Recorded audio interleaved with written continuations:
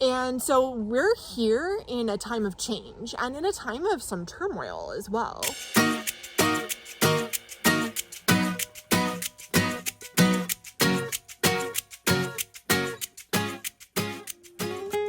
If this is your first time here, we're Eric and Brittany Highland, and along with our 7-year-old son Caspian, we're attempting to drive around the entire world in our home, a 2021 Jeep Gladiator we call Dauntless. Our goal at Hourless Life is to give you a first-person point of view so that you feel like you're actually with us on this incredible journey. So if you haven't yet, hit the subscribe button. We'd love to take you around the world with us.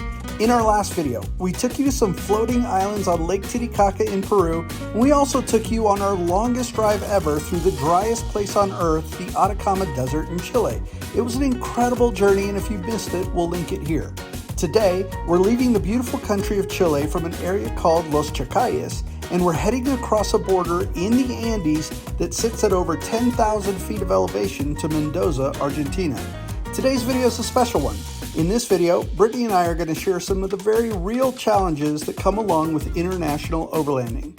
We'll also take you around the city of Mendoza with us as we make our final preparations to return to the United States to attend and present at Overland Expo West 2024 in May in Flagstaff, Arizona.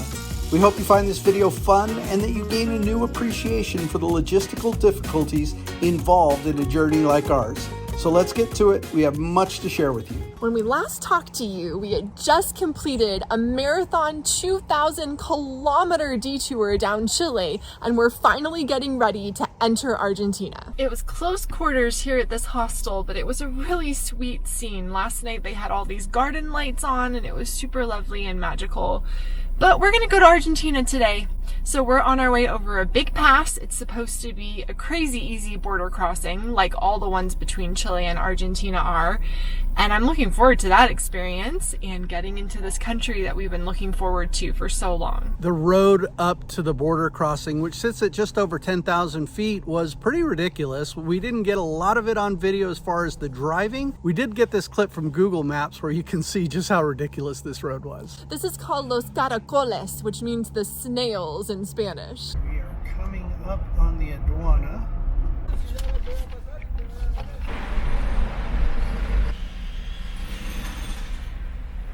This is wild. So in booth 1, all we did was immigration. I handed over our passports. They stamped us into Argentina. They gave us 90 days. She told me to go to booth 2. So I went to booth 2 and it was checking out of Chile. I just handed him our Chilean tip, which he took. And then he stamped this little piece of paper that we got at the border, and that was it. And now we're on to booth number 3. ¿Qué lleva? Es casa rodante. Okay, now I'm a little concerned because she just asked me to open the back and looked at it and she said, okay, you're good. Adelante, have a good time. But we didn't get our tip. No, and they never put us in any kind of system. But you have to get the paper tip. That's well, what I everybody understand said. that, but I don't. She just said, I asked her for it. She says, okay, let me go find out. She didn't know what I was talking about, and she went to go talk to somebody who did. And he said, see, so he knew what he was talking about. And he says, you need to go to the office to get a paper tip. And he said, so what I want you to do is take your vehicle and go park it over on that side next to that truck, and then take your vehicle documentation over to the office, and then they will give you the formulario, which is the physical copy of the tip, and then you'll be free to go. So this is what happened. You would not believe where they had to walk me. It was to some office, and I had to crawl underneath this half door, go past all this luggage. And originally they were just like, just go to the office. There's only one office, but you can't even see the office because you have to go underneath this half door where they have an x-ray machine and all this baggage. And there was this friendly lady, and she hooked us up. We've got this, which is our tip. It's good for 240 days. And I was like, okay. And I'm like, that's it? She's like, that's it. Enjoy Argentina. I was like, bet, let's go. And when we came out on the other side, Argentina was just stunning. And we were hungry because it was a long driving day, even though the border crossing was short, and we were excited to try our very first taste of Argentinian food. I asked for a glass of wine, and this is what I got. This is how we do in Argentina. And how much was your glass of wine? It's like $3.50. That's half a bottle. This is a nice restaurant with wine glasses and table service and the whole 9 yards. And Brittany looked in the kitchen. It's a giant grill with all these different types of cuts on it and sausages. Guys sweating over it. It just looks great. This is our first look at an Argentinian parrillada. He is moving the coals. Wow. Y'all, you don't even know. And the smell coming off this pit is incredible. Welcome to Argentina. He also ordered a small side of mashed potatoes, which is enough to feed everybody at Thanksgiving. And my vacío just showed up. That is quite a cut of steak. That was cool. Yeah, it really was. I am so glad to be in Argentina. I think the first major city we'll see is Mendoza. Having said that, let's go. We're coming off the high of going into Argentina. We're heading into Mendoza. Got the windows down because it's beautiful outside. And Brittany's rattling off all this stuff that we don't have. I was just saying we have nothing of nothing. We don't have insurance. We don't have groceries. We don't have SIM cards. And we don't have cash. So we basically have absolutely nothing. Completely grossly unprepared for life in general. One of the reasons that we made this long drive so quickly is that we were eager to reunite with our friends from Meet Around the World, Richie, Abigail, and Zoe, one of Caspian's really good road friends. I think a lot of people think we're just traveling around on no schedule. We can do whatever we want to, whenever we want to do it, but long-term travel includes living normal life. And Richie and Abigail had to live some normal life and go get some new tires for their truck. So we only had one night together before they were heading out to Santiago to go take care of their vehicle. Having finally reached the goal of entering Argentina, we were so eager to just start sightseeing and having fun and getting to know the area. This was the country that I had been looking forward to the most out of all of South America, and honestly, outside of Mexico, probably out of this entire trip. But we weren't able to start enjoying ourselves quite yet because we had a lot of business to take care of. It is errand day in Argentina, here in Mendoza. We just dropped off a giant bag of laundry, including all of our sheets, and now we are getting SIM cards because we have not had data since Sunday on our phones, and it's Thursday. So I am ready to have a working phone again. Really excited about this. We need to get groceries, we need to get cash, and we need to get vehicle insurance. So just some minor things. We're done for the day. We just got back to the campsite and we're gonna rest, figure out a plan for tomorrow. These are our friends from the Netherlands who have this amazing, amazing vehicle. Look at you! They said I can drive to the gate with them. That is so fun. Yeah.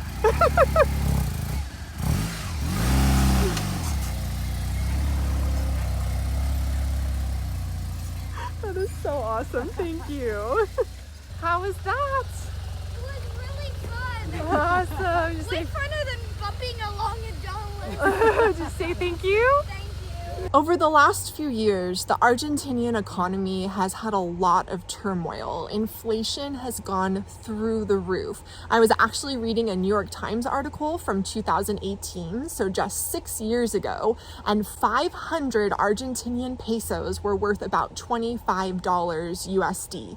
Today, 500 pesos is worth 50 cents. 50 cents USD. And so a new president was elected in November, and one of the reasons that he was elected was to try and get the inflation and the economic situation under control. And so we're here in a time of change and in a time of some turmoil as well. A lot of travelers have been complaining because it's not as good for those of us with US dollars as it used to be, but that's not the right perspective to have. We need to be advocating for the people of Argentina who have to live this way their entire life and need to have inflation under control. And so I am wishing them all the best in this situation.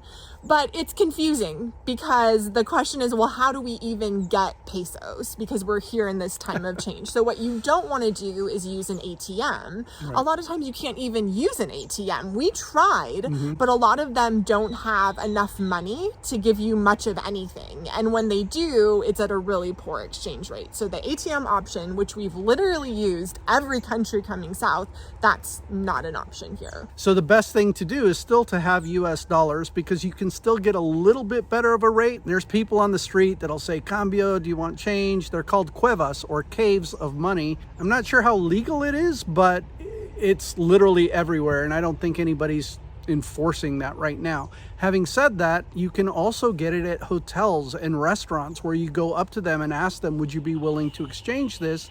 They'll tell you their exchange rate, and if they have the cash on hand, they'll do it. We just ate lunch at this steak restaurant, and I asked them, I was like, "Hey, can you change a $100 bill for me? Can you give me some Argentinian cash?" We still don't have any. That's $100. Another option is Western Union. Right, and so a lot of travelers are sending money to themselves through Western Union, sending a big amount because you have to pay a fee on the exchange, and getting their cash there. The problem is that just like the ATMs, the Western Unions don't always have a lot of money. And so the advice is, go into the office first, ask them how much money they have, and then send yourself the money. And it's really awkward when you walk up to a booth in Western Union and say, "How much cash do you guys have right now?" And the good news is you don't have to have a lot of cash, because most places accept credit cards. And so we've been using our credit cards for pretty much everything. Even small little convenience stores often accept credit cards here. There's even a fruit stand right down the road from the campground where I've been using my card to pay for our fruit. So as we showed you earlier, we got to hang out with Richie, Abigail, and Zoe, but we've also met other overlanding friends on this trip all the way from Mexico down here to Argentina, and every now and then we'll be in the same city and we'll get to reconnect. One day while we were here in Mendoza, we got a WhatsApp message from some of our old longtime friends that we've seen in various countries saying, "We're here, let's get together again." We are not tourists. This is normal life for us, as atypical as it might seem to other people. We can't play tourist all the time. Being a tourist is exhausting. If you schedule a 2-week vacation to Hawaii, you can go for 2 weeks and pack in all the sites and see everything that you want to see. But when you are doing this for years at a time, you absolutely cannot sustain that kind of travel rhythm. And I found that out in Peru. Because Peru was this incredible place where there were so many once in a lifetime places that we wanted to see, from Cusco to Machu Picchu to the floating islands in Yoros that we showed you in the last video, and we didn't want to miss any of them. Right. And so when we got here to Mendoza, we started looking around to see what there was around us. And there's some beautiful wine country just to the south of us, and there's some amazing wild camping spots. And I said, "Hey, Brittany, I can take you a couple hours south. We could do this." And she's like, "No, I want to stay right here and drink wine." Well, we had this crazy schedule through Peru, and then we had this nuts, unplanned 2,000 kilometer drive through Chile. So yeah, when we got here, I wanted to do absolutely nothing. I just wanted to decompress, get some groceries, get my laundry done, and live that normal life that even we have to live, because otherwise you're just having too many experiences that you don't even have a chance to synthesize all of them and think about where you've been and what you've done.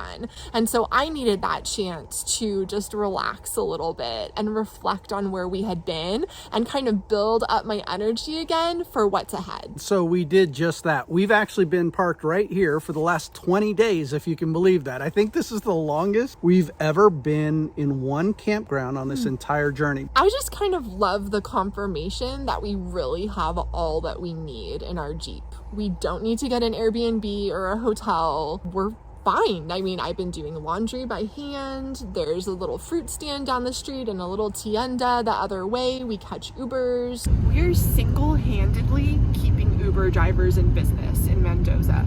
We take like 4 a day, I think, on average.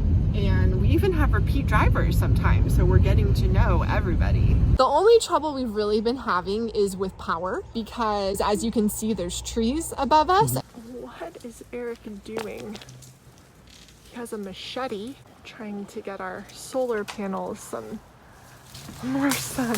So we have to run the alternator a little bit in the morning and a little bit in the evening to keep our batteries topped off. And we've been here so long that we're down to a quarter tank of fuel. Exactly. There's also this cultural shift that's taken place since we've been here in Argentina, and that is the way the locals live normal life has nothing to do with the way we live normal life. Pretty much they take a siesta, or a break, if you will, from about 1 o'clock in the afternoon till about 6 p.m. Give or take an hour on either side, but essentially everything's closed. So we're just off of Plaza Italia, which is one of the main beautiful plazas in the city. And here's an example of a restaurant that is only open from Wednesday to Saturday. It doesn't open until 7 p.m. and it's open until midnight, and those are their hours. And there's a good reason for that, and it's that summers here are very, very hot, and so people go indoors and rest out of the sun during that time of day. And when it's not summer, like now, they just keep it the same just to keep it easy. That is just so far off from our regular schedule. I mean, normally we eat dinner at 5 p.m. And so to think about putting it back 3 hours to 8 p.m. is like, how would we do that? We wouldn't be in bed until like 11 o'clock at night. Although there are some places that operate in what they call horas corrientes, which means continuing hours, which are basically open standard times, but they're few and far between, and we haven't really been that impressed with what we found. Although I did find a greasy spoon that I loved, and Brittany woke me up one morning and said, babe, can I get you to get out of the tent if I take you to your burger spot? It doesn't look like much on the outside, doesn't look like much on the inside, but the burgers are legit, and on this cold, wet day, it's gonna hit the spot. Do you want to try the onion rings this time? Yes. This is Burger Bar and Cafe in Mendoza, Argentina. We got onion rings, we've got a burger, we've got chicken fingers, and all kinds of drinks. Good stuff. We had a delicious lunch, and now we are off to stay indoors because it's still raining and still cold, and we are going to go to the Science Museum in the big park in Mendoza called Parque San Martin. And our friends told us that it's free and really awesome, so we're looking forward to it. Somebody's excited. We just walked in, they gave us this guide where you can scan a code, and this is what we are seeing here. It has 3 floors, and there are dinosaur fossils and all kinds of cool stuff. Also, I said dinosaur fossils, and this is actually a white rhinoceros, which shows you how much I know and why I need to be here at the museum. Look at how big this is. What do you even use that for? Water, wine, liquor, and oil. Can you explain it to me? Of course. All right, go ahead. So it shows you the sizes. The closest planet to the sun, Mercury, then Venus, then Earth and Mars, Right. then Jupiter, Wow, Jupiter's really big. then Saturn, How many times have you been around the sun, Caspian? 7, because I'm 7 years old. We've had a great day out and about, just letting the day unfold, and now we're about to catch yet another Uber to go back to the Jeep and cuddle up for a cold night. Uber! If you watched our last video or you've been paying attention to our social media at all, we're coming back to the United States to speak at Overland Expo West in Flagstaff, Arizona here in just a little bit. Going back to the United States is never the simple or easy thing. It is so complicated. There's some really high-level logistics that we have to figure out whenever we're contemplating a trip. Like, what airport are we going to fly out of? It has to be a major international airport that will get us to another continent for a somewhat reasonable price. It's always super expensive. And we also have to figure out where we're going to park Dauntless. Is it going to be a secure place? How long can we leave Dauntless in the country based on their aduana requirements? But we're always learning, and we made some mistakes this time. Mistakes were made. Originally, when we were looking at this, we thought about flying out of Santiago, Chile, because Santiago, Chile and Mendoza, Argentina